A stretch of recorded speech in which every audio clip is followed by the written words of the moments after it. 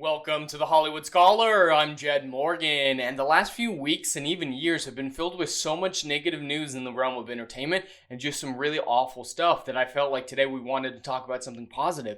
And the best wholly positive thing that I've come across when it comes to entertainment projects of late is the upcoming anime project War of the Rohirrim, set in the Lord of the Rings universe, set about 183 years before the events of Lord of the Rings. And everything I hear about this is incredible. Everything makes me want to watch it more, and I'm super excited. As some of you know, I'm not that into anime, but I really respect it as a genre, and I'm starting to get into it more with my weekly streams over on OBG70's channel with our anime stream. But I'm loving every single thing I hear about this War the Rohirrim anime. But we got this article here from Deadline that is an exclusive that breaks down some of the cast announcements that they were able to figure out, they were able to find out, and just give more information on it. And again, this is everything that I want Rings of Power to be. If Rings of Power had Philippa Boyens and Weta Workshops involved, I'd be way more excited for Rings of Power. I'd be like, all right, people are there who care. People are there who have done great work in this universe in the past. I'll give it a chance at least. Right now, there's nothing in Rings of Power that makes me want to give them a chance. Philippa Boyens alone, she was the co-writer of the original Lord of the Rings, if you didn't know, and a producer. And she's just a vastly intelligent writer who gave us some of the greatest films in history. Her and Peter Jackson were pretty well equal in the production of those movies. She alone, her name alone, is enough to make me get excited for this Lord of the Rings project. And the anime portion of it sounds awesome, and I really look forward to seeing how it all turns out. But yeah, according to Deadline, the cast of War of the Rohirrim will include Miranda Otto returning as the narrator as Eowyn from the Lord of the Rings movies, which is great. I love her. And everyone who says, oh, you just don't want strong females in Lord of the Rings when it comes to the whole Galadriel situation, all of us can point to Eowyn, because Eowyn was a perfectly written strong female character that, was within her character to do everything her did. They are trying to make Galadriel into her, which is not Galadriel's personality or history. So it's a contradiction in characters. Not all strong female characters have to be the exact same thing. There is variety. And Galadriel was a strong female character in her own way. They're just trying to make her Eowyn, and I think that is wrong because Galadriel is so powerful on her own and so incredible on her own.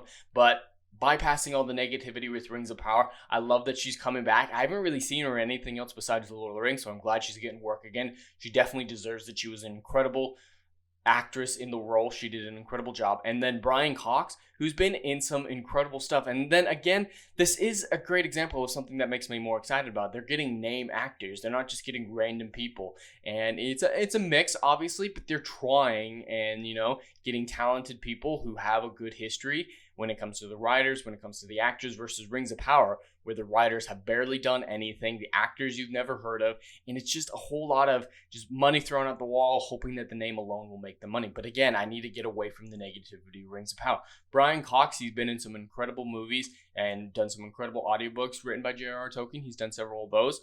But my personal favorite would be his appearance in Doctor Who in the two-part special where David Tennant actually regenerated. He was the Chief Ood. So that's always going to be my favorite performance of him. But he was also the villain in X2, and he was in so many other things. He's definitely going to be a great addition. His voice just sounds so commanding that it would be perfect as Helm Hammerhand.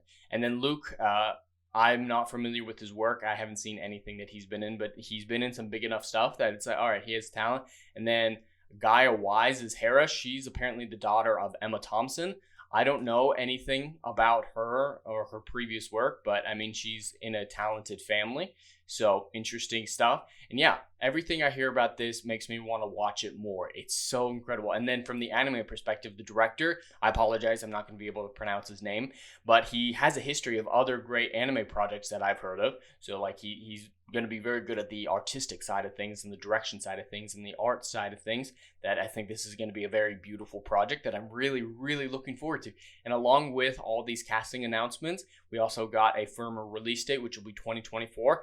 And we got this concept image of Helm Hammerhand where he died. So for those of you who don't know, Helm Hammerhand, he lived about 180 years, like I said before the events of Lord of the Rings.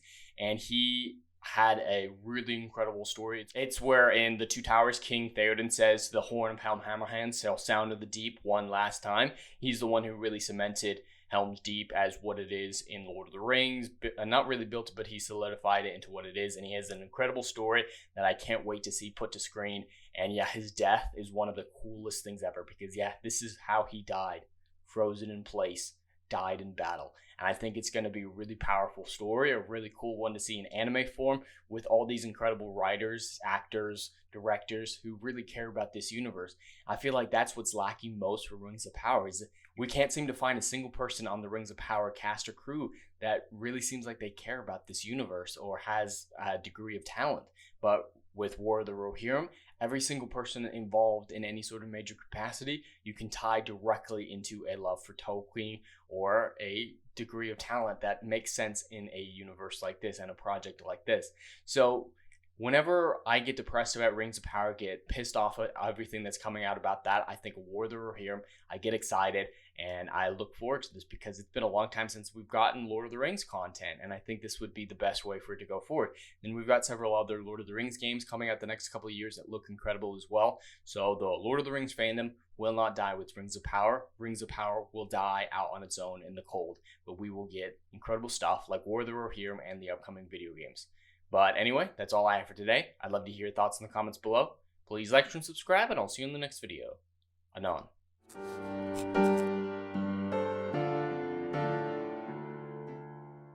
If you like what I do here and want to see good, compelling stories that Hollywood will no longer give you, check out my book series, Odyssey of a Phoenix, a mythological epic about philosophy, morality, and modern-day mental illness issues.